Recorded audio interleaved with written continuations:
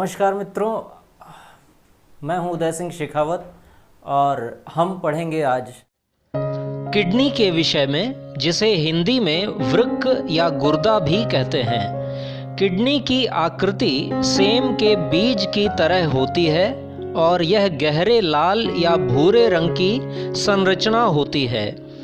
इसकी वास्तविक स्थिति हमारी उदर गुहा मतलब स्टमक और इंटेस्टाइन्स के ठीक पीछे व रीढ़ की हड्डी के दोनों ओर होती है। अर्थात कोई स्त्री हो या पुरुष, सभी के पास 2 किडनी होती है। पुरुषों में किडनी का भार लगभग 125 से 175 ग्राम तक होता है, जबकि महिलाओं में 115 से 155 ग्राम के बीच होता है। किडनी के भीतर की ओर धंसे हुए भाग को हाइलस कहते हैं, जहां से यूरेटर नामक नलिका निकलती है।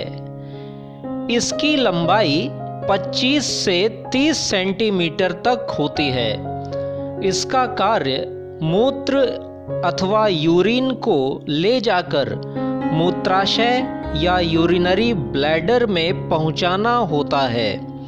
मूत्राशय में लगभग 1.5 से 1.8 लीटर अर्थात 1.5 से 1.8 लीटर तक यूरिन इकट्ठा हो जाता है और मनुष्य द्वारा 24 घंटे में लगभग इतना ही यूरिन पास आउट किया जाता है।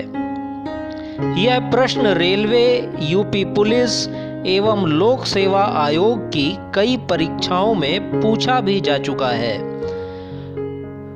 मूत्राशय मतलब यूरिनरी ब्लैडर से यूरिन जिस मार्ग से बाहर निकाला जाता है उसे यूरिथ्रा कहते हैं।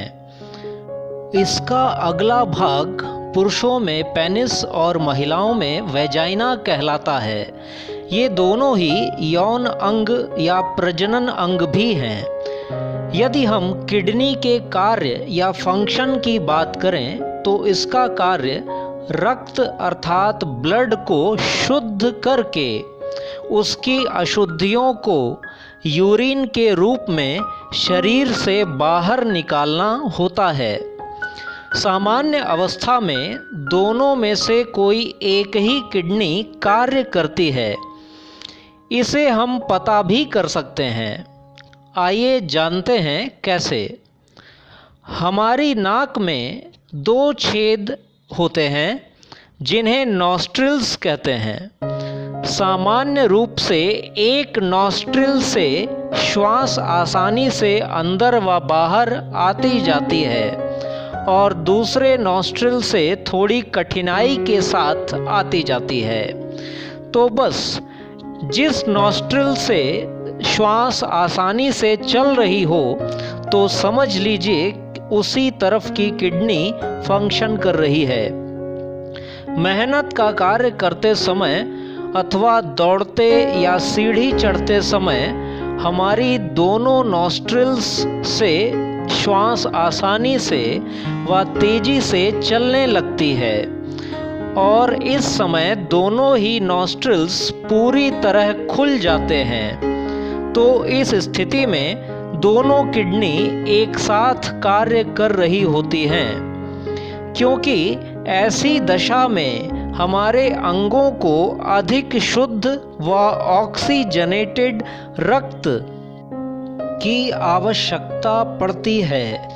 यदि हम किडनी की आंतरिक संरचना और क्रियाविधि की बात करें तो इसे हम 3 भागों में बांट सकते हैं।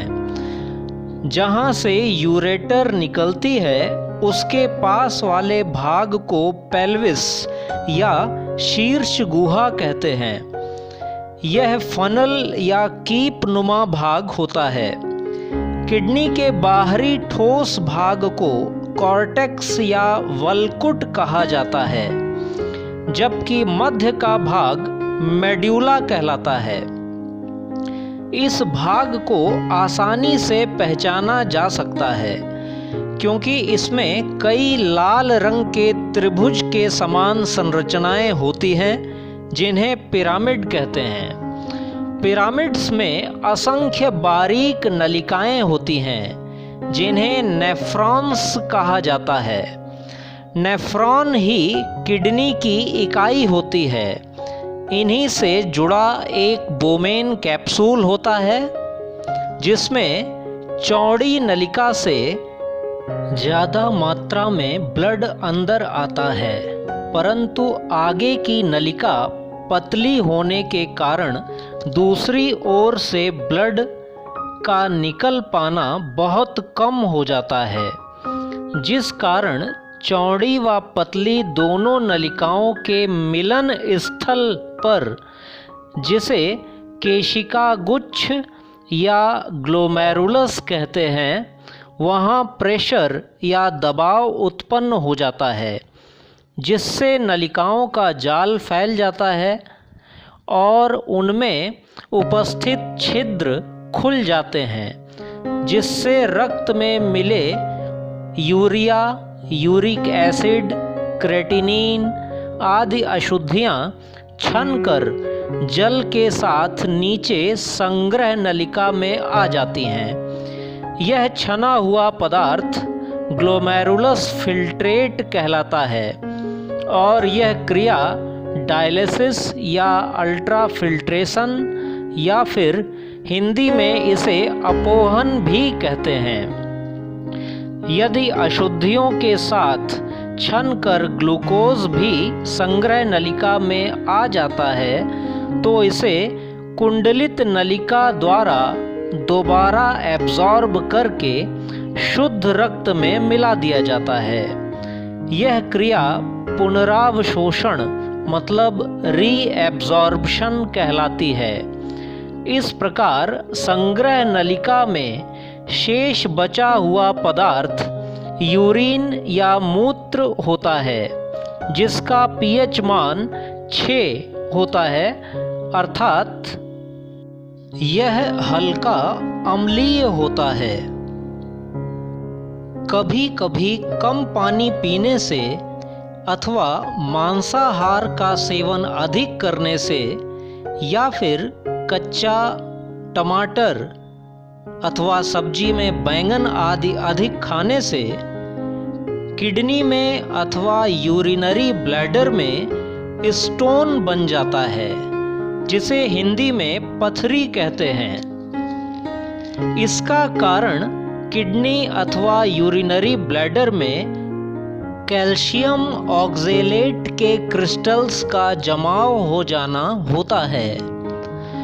इससे बचने के लिए हमें विटामिन सी युक्त जूस अर्थात संतरा, मौसमी, आंवले का रस इत्यादि का अधिक से अधिक सेवन करना चाहिए और मांसाहार में कमी लानी चाहिए।